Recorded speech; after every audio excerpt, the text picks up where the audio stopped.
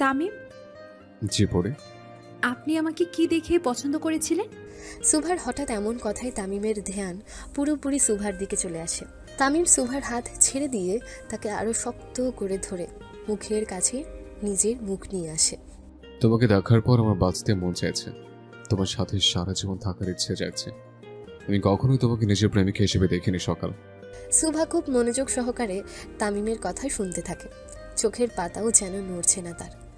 আমি প্রথম দিন থেকে তোমাকে বউয়ের নজরে দেখেছি, আমার বউ, তামিম সরকারের বউ।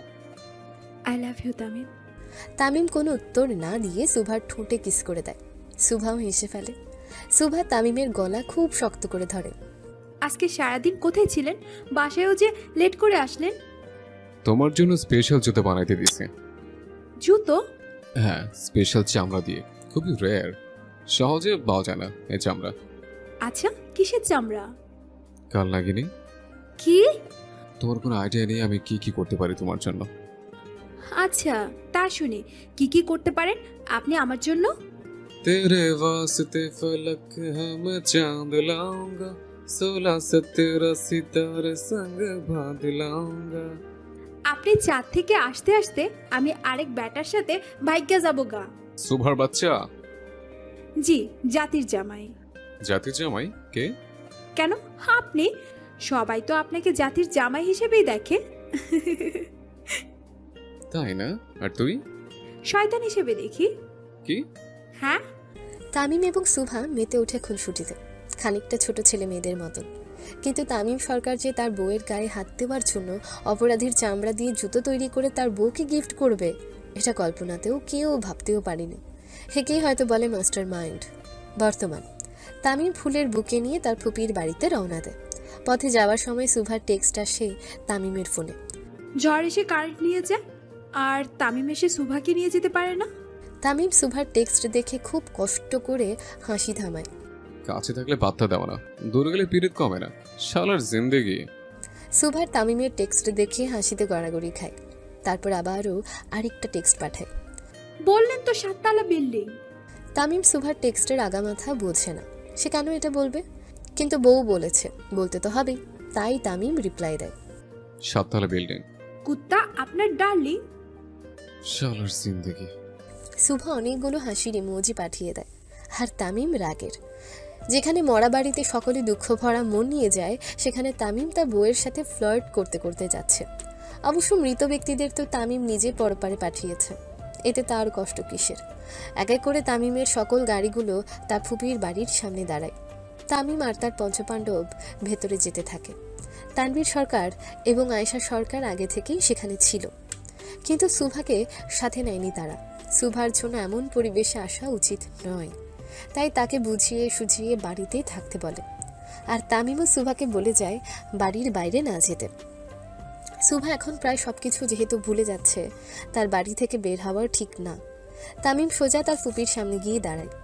তামিম দাঁড়াতেই তন্নি বেগম ছুটে এসে তামিমকে ধরে। ওরে তামিম রে, এ কি হয়ে গেল রে, আমার মেয়েটা যে আর নেই রে।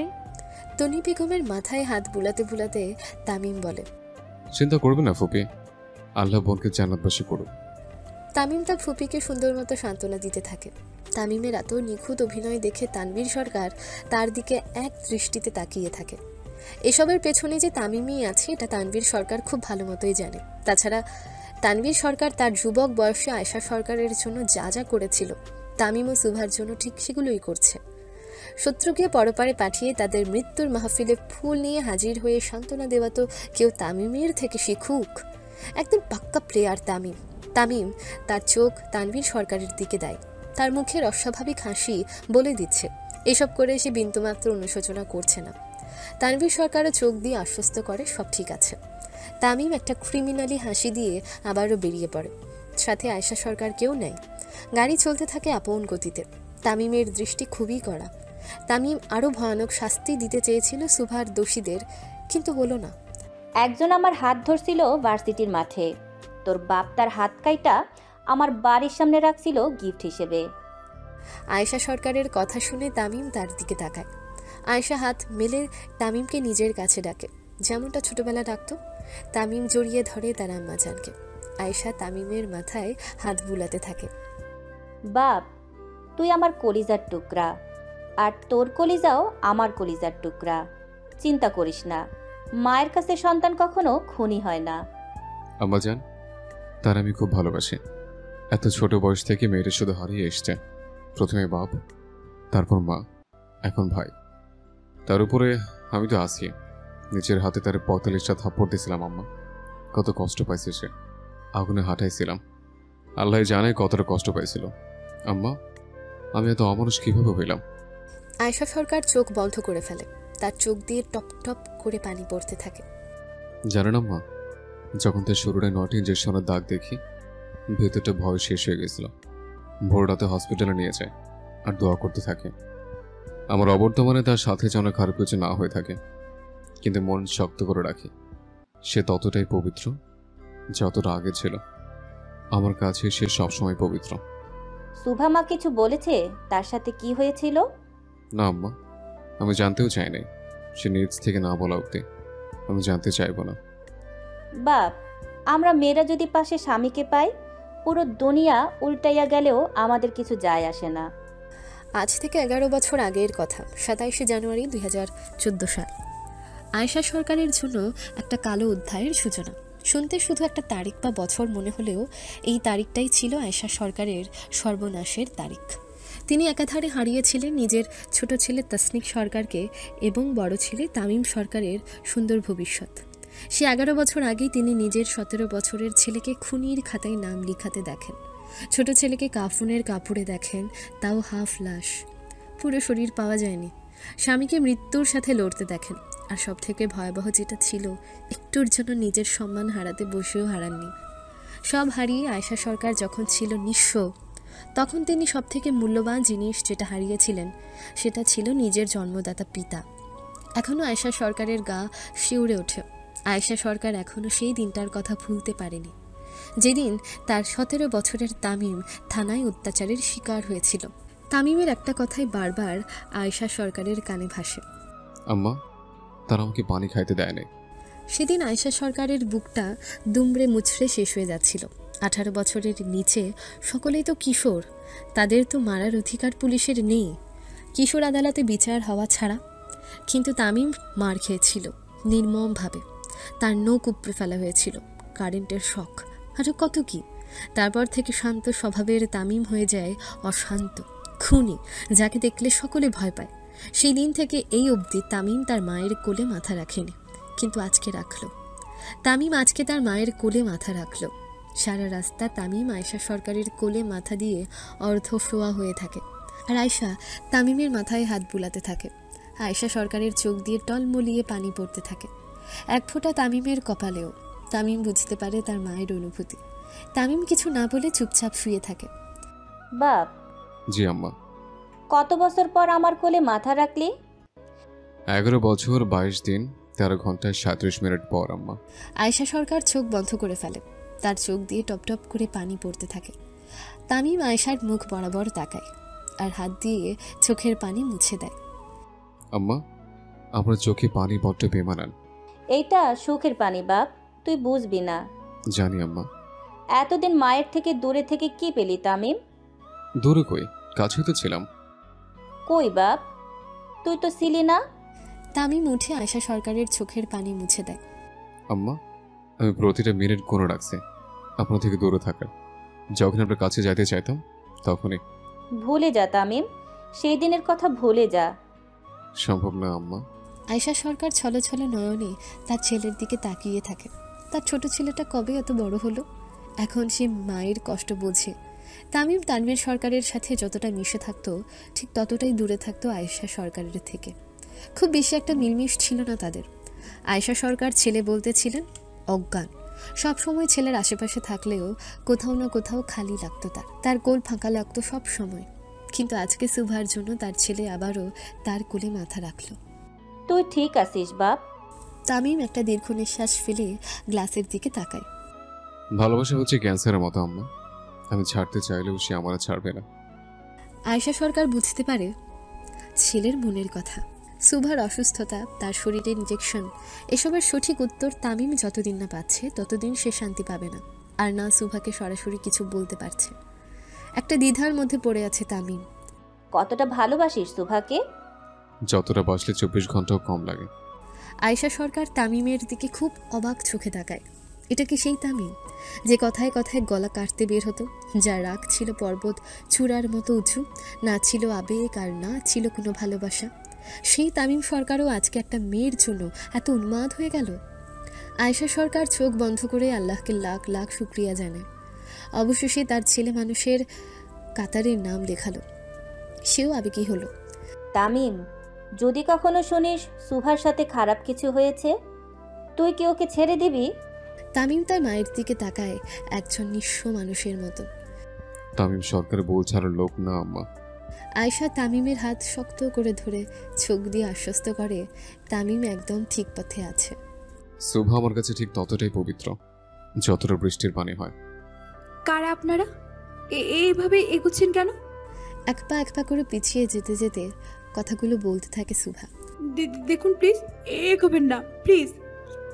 কি? না না প্লিজ, আপনি আমার হাত ধরেছেন কেন? তামিম! খুব জোরে জোরে চেঁচাতে থাকে সুভা, কিন্তু তার ডাক শোনার মতো কেউ নেই আশেপাশে। এই গুদাম ঘরে সুভার চিৎকার শোনার মতো কেউ নেই। 3-4 লোক খুব লালসার দৃষ্টিতে সুভার দিকে এক পা করে এগিয়ে যাচ্ছে।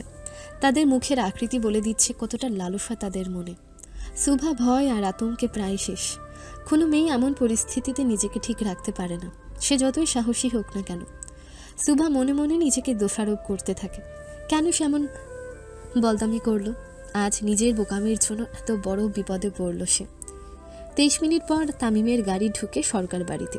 আয়েশা সরকার এবং তামিম একসাথে নেমে ভেতরে চলে যায়। আয়েশা সোজা কিচেনে চলে যায়, কারণ তানভীর সরকার আসলেই তাকে কফি দিতে হবে, আর তার হাতের ছাড়া সে খাবেও না। যে কোনো সময় তানভীর সরকার আসতে পারে। আয়েশা কিচেনে চলে যায় আর তামিম তার রুমে যেয়ে তামিম সুভাকে কোথাও পায় না। ওয়াশরুম, বেলকনি, কোথাও নেই সুভা। তামিম নিচে চলে আসে সুভাকে খোঁজার জন্য। কিছু সার্ভেন্টদেরও বলে সুভাকে দেখলে তাকে যেন বলে তামিম এসেছে। তামিম নিচে এসেও সুভাকে কোথাও পায় না। ছোট কর্তা, বলুন কাকা। সুহামা যাওয়ার সময় তার ফোনটা ফেলে গেছে নিচে। শমসের তামিমের দিকে সুভার ফোন ফেরত দিতে বলে। কোথায় গেছে শুভা? এই যে আপনি যেতে বললেন যে। আমি বলেছি? হ্যাঁ, গাড়ি পাঠালেন যে। শমসেরের কথা শুনে তামিমের চোখ কপালে উঠে যায়। সে কখন গাড়ি পাঠালো, আর সুভাই বা গেল কার সাথে? তামিম গভীর চিন্তায় পড়ে যায়। তার পঞ্চপাণ্ডবও এসে হাজির হয়। তামিম দেরি না করে তাড়াতাড়ি কন্ট্রোল রুমে চলে যায় সিসিটিভি ফুটেজ চেক করার জন্য। সাথে তার পঞ্চপাণ্ডবও যায়। তামিম দুপুরের পরের ফুটেজ চেক করে। সেখানে স্পষ্ট দেখা যাচ্ছে একটা কালো বড় গাড়ি এসে সরকার বাড়ির ভেতরে ঢোকে। সচরাচর আইডি কার্ড বা ভেতর থেকে কনফার্মেশন না পাওয়া অবধি কেউ সরকার বাড়িতে ঢোকে না, কিন্তু তারা খুব সহজেই ঢুকলো। আর লোকদেরও কিছু একটা বলল। তার কিছুক্ষণ পর সুভা নিচে চলে এলো। দুজন লোক তাকে কিছু একটা বলল, আর সুভা তাদের সাথে গাড়িতে চলে গেল। তামিম মেইন গেটের সিসিটিভি ফুটেজ অন করে, কিন্তু আশ্চর্যের বিষয় হলো সিসিটিভির ফুটেজ ছিল না। ফুটেজ কই? স্যার, শামীম ভাই ফুটেজের দায়িত্বে। ডাকো তাকে। Okay sir.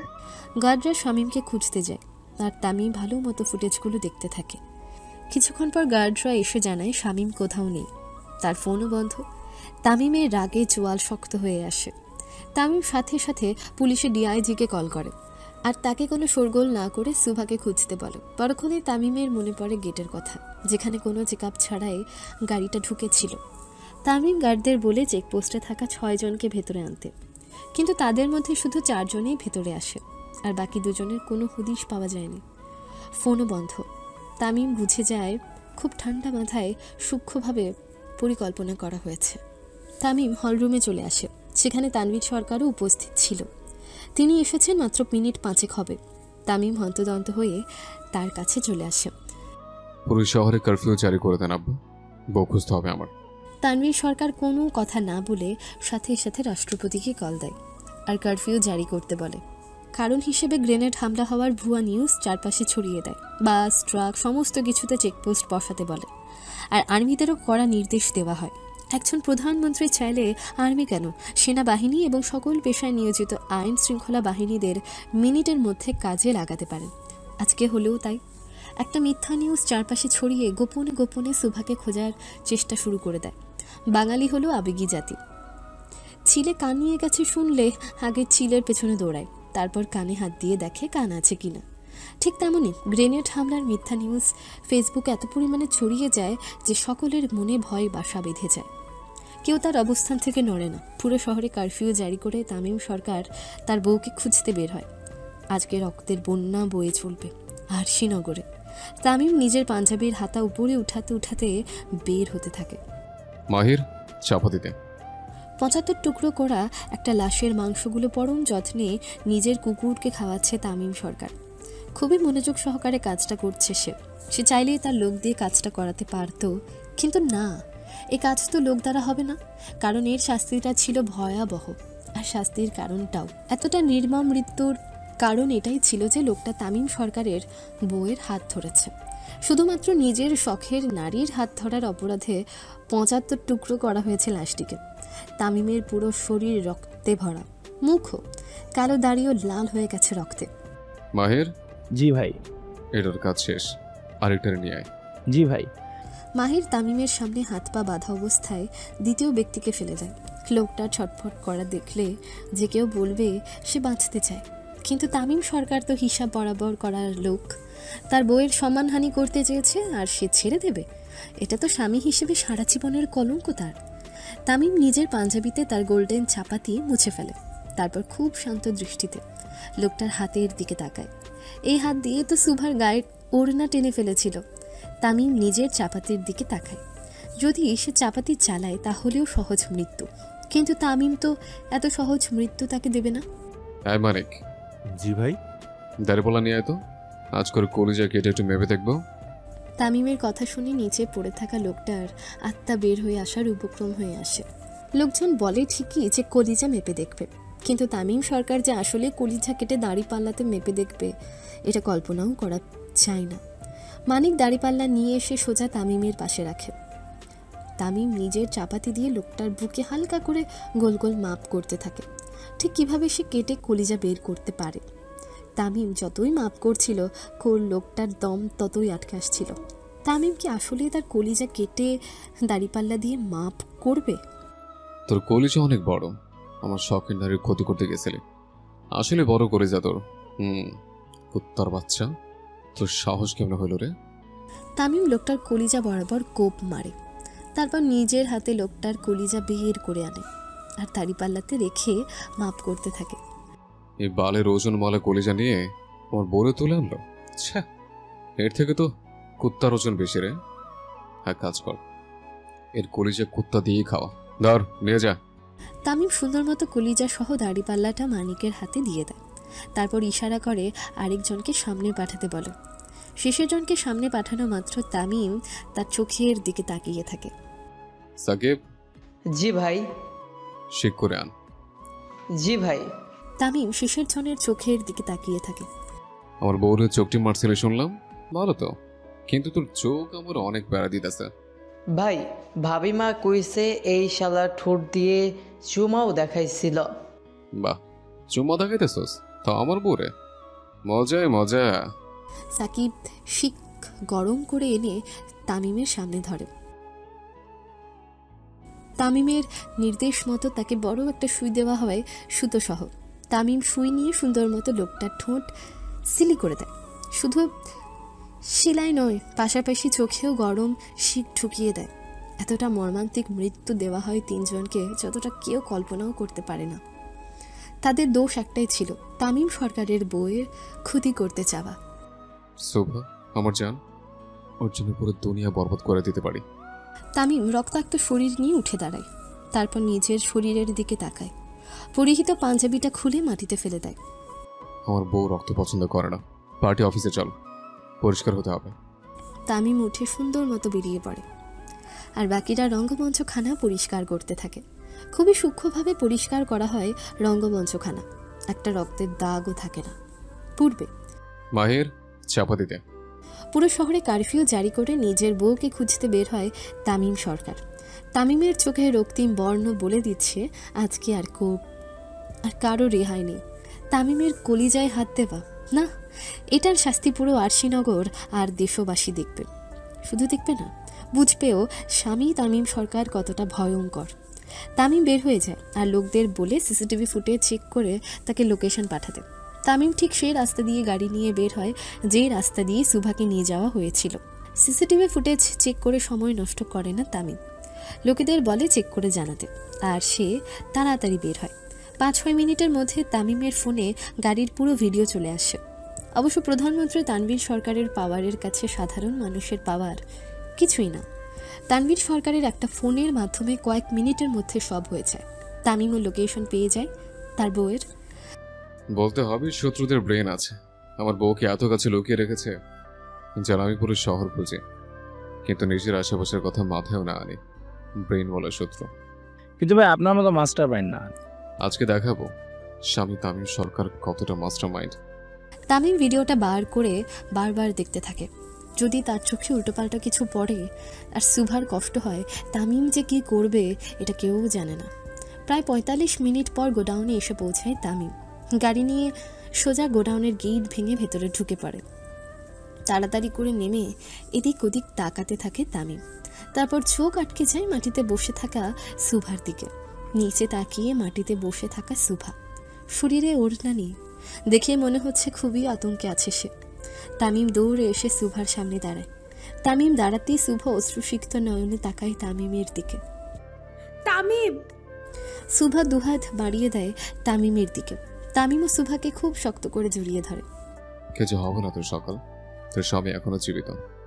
আমি আমার সেটার জন্য কাঁদছি না তো তামিম। তাহলে সুভা তামিমকে ছেড়ে হাত দিয়ে নিচে পড়ে থাকা লোকদের দেখায়। মোট 3-4 লোক পড়ে আছে।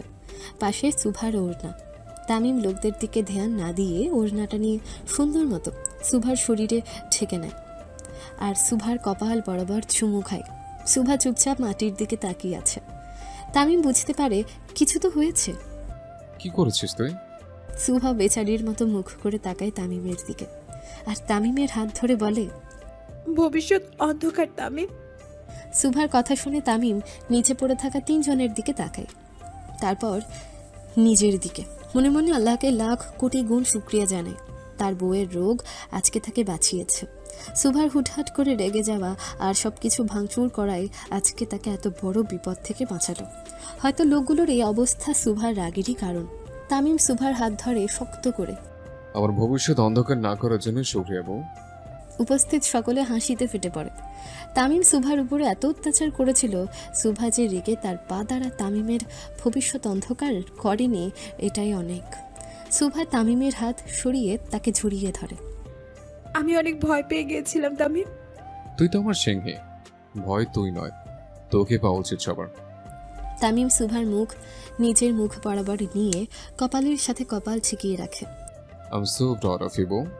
এভাবেই সবার ভবিষ্যৎ অন্ধকার করেছে। তামিম! সুভা হালকা করে তামিমের বুকে বাড়ি মারে। সাকিব, জি ভাই। তোর ভাবি মাকে নিয়ে আয়। ঠিক আছে ভাই। শোন, তাড়াতাড়ি আসবে, অনেক কিছু করাতে হবে। সাকিব তামিমের কথা শুনে এক গাল হেসে বলে, আজ অনেকদিন পর তার বোম কাজে লাগবে। সাকিব সুভাকে নিয়ে বেরিয়ে পড়ে সরকার বাড়ির উদ্দেশ্যে, আর সাথে বাকিজন গার্ডরাও, বডিগার্ডরাও। তামিম সুভাকে কথা দেয় সে খুব তাড়াতাড়ি তার কাছে আসবে, কিন্তু একটু সময় লাগবে। সুভাও তামিমের কথাতে সায় দেয়, কারণ সুভা ভালো মতোই জানে তামিম কি করতে পারে, তামিমের রাগ কেমন। মাহের, জি ভাই। রঙ্গমঞ্চে থানায় নিয়ে আয় ওগো। বর্তমান তামিম সোজা তার পার্টি অফিসে চলে যায়। ভালো মতো পরিষ্কার হতে হবে, তার বউ রক্ত দেখতে পারে না। কিন্তু তামিমকে এটা ভাবাচ্ছে এগুলোর পেছনে মূল হোতাকে। না, এই ছুনোপুটিগুলোর একা এত সাহস হবে না, সাথে তো কেউ আছে। কিন্তু কে? ঝর্ণার পানিতে তামিমের শরীরের অবস্থিত সমস্ত রক্তকণিকাগুলো ঝরে পানির সাথে পড়ে যেতে থাকে। কিছুক্ষণের জন্য তামিম চোখ বন্ধ করে ফেলে। আজকে তো সুভার সাথে খারাপ কিছু হতে পারত। সুভার এই TBH রোগের জন্য সে হয়তো নিজের রাগ কন্ট্রোল না করতে পেরে লোকগুলোর এমন অবস্থা করলো। কিন্তু যদি সে সুস্থ থাকতো তাহলে তো শূকরের বাচ্চারা গিলে খেত সুভাকে। তামিম নিজের বুকে হাত দিয়ে জোরে জোরে নিঃশ্বাস নিতে থাকে। বারবার মনে হচ্ছে যদি সুভার কোনো ক্ষতি হতো তাহলে তো সে তার প্রাণ প্রিয় ভাই তাসকিনের মতো সুভাকে হারাতো। ছোটবেলায় ভাই হারাইছে, জেল খাটছে, নিজের মায়ের অসম্মান হতে দেখছে, কিছু করতে পারেনি তখন। কিন্তু তোর কোনো ক্ষতি আমি হতে দেব না সকাল। এবার আর আমার শখের বোর্ড দেখে কারো নজর পড়বে না, চোখ তুলে ফেলবো। তামিম চলে যাওয়ার পর পঞ্চপাণ্ডব তাদের কাজে লেগে পড়ে। বরাবরের মতো এই খুনেরও কোনো চিহ্ন থাকবে না, এটাই হলো মাস্টার মাইন্ড তামিমের গুণ। তার খুনের কোনো চিহ্ন থাকে না। কাজ শেষে পঞ্চপাণ্ডব রঙ্গমঞ্চখানায় তালা ঝুলিয়ে দারোয়ানদের সাবধান করে সামনে যেতে থাকে। 3 জন পেছনে আর 2 জন সামনে যেতে থাকে। মফিজ বারবার যেতে যেতে থেমে যায়। এতে করে সাকিব একটু বিরক্ত হয়। ওইটা ক্লাস শোন। সম্মান দিয়ে কথা বল সাকিব। মাননীয় কে শূন্য মহাশয়, একটু শুনবেন? বুম। মাল খেয়ে টাল হয়ে না হাইটা সরবাল। সাকিবের অপমান শুনে মফিজ তাকে মারতে যায়, কিন্তু মাহির পুরো বিষয়টা সামলে নেয়। তামিম এমনিতেই অনেক রেগে আছে, তারপর তারা যদি এখন বাওয়াল করে সব কয়টাকে বেঁধে ঝুলাবে তামিম। সকলে পার্টি অফিসে চলে যায় আর গিয়ে যে যার মতন সুন্দর করে পরিষ্কার হয়ে যায়। সুভা যদি রক্তের দাগ দেখে তাহলে তাদের কারোর সাথেই আর কথা বলবে না। তারা ফ্রেশ হয়ে এসে তামিমের কক্ষে যায়। তামিম চুপচাপ টেবিলে থাকা সুভার ছবির দিকে তাকিয়ে থাকে। ভাই, তামিম ইশারা করে সবাইকে ভেতরে আসতে বলে। সবাই এসে সামনে দাঁড়ায়। তামিমের চোখ অসম্ভব লাল। পঞ্চপাণ্ডব বুঝে যায় তামিমের এই লাল চোখের রহস্য। তামিম তাকায় তাদের দিকে। পঞ্চপাণ্ডবের চোখেও পানি ছলছল করে। হঠাৎ করে বাঘ যদি বিড়াল হয়ে যায় সহজে কেউ হজম করতে পারে না, তাদের বেলাও তাই হলো। কিন্তু তামিমের আজকের রূপ দেখে সকলে এটা ঠিকই বুঝে এই বিড়াল রূপটা শুধু সুভার সামনে, বাইরে সে এখনো বাঘই আছে। তামিম সরকার কাঁদে না ভাই, কাঁদায়।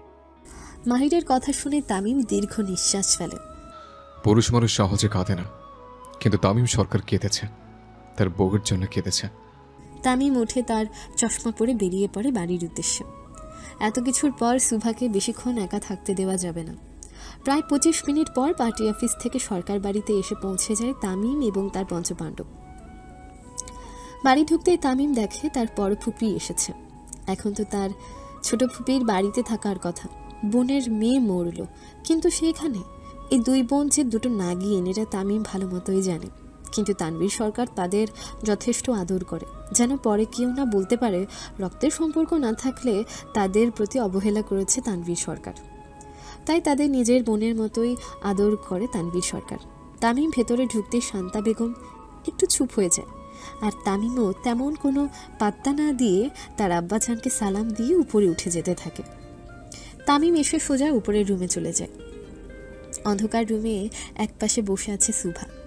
তামিম লাইট অন করে সুভার মুখ বরাবর দাঁড়ায়। আমি পাগল নয় তামিম।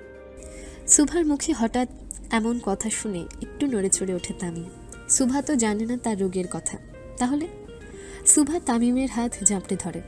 আমি তো পাগল নই তামিম, আপনি কি আমাকে ছেড়ে দেবেন? তামিম সুভার পাশে বসে তার চোখের পানি মুছতে মুছতে বলে, তুই কি নিঃশ্বাস না নিয়ে বেঁচে থাকতে পারবি? না। তাহলে আমি তোকে ছাড়া কিভাবে বাঁচব? আর কোনো কথা মুখ দিয়ে বের হয় না সুভার। শক্ত করে জাপটে ধরে তামিমকে। তামিমও সুভার মাথায় হাত বুলাতে থাকে। আমি আপনাকে খুব ভালোবাসি তামিম। আমার থেকে বেশি নয় সকাল, আমার ভালোবাসার পরিধি তুই কখনো পরিমাপ করতে পারবি না। তামিম সুভার গালে আদৌড়ে হাত রাখে। তুই জানিস মেয়ে মানুষ চাইলে কি কি করতে পারে? সুভা মাথা নেড়ে না বোঝায়।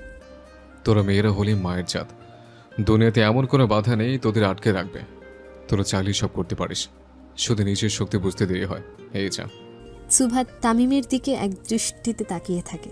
স্বামী তামিম সরকার মারাত্মক সুন্দর।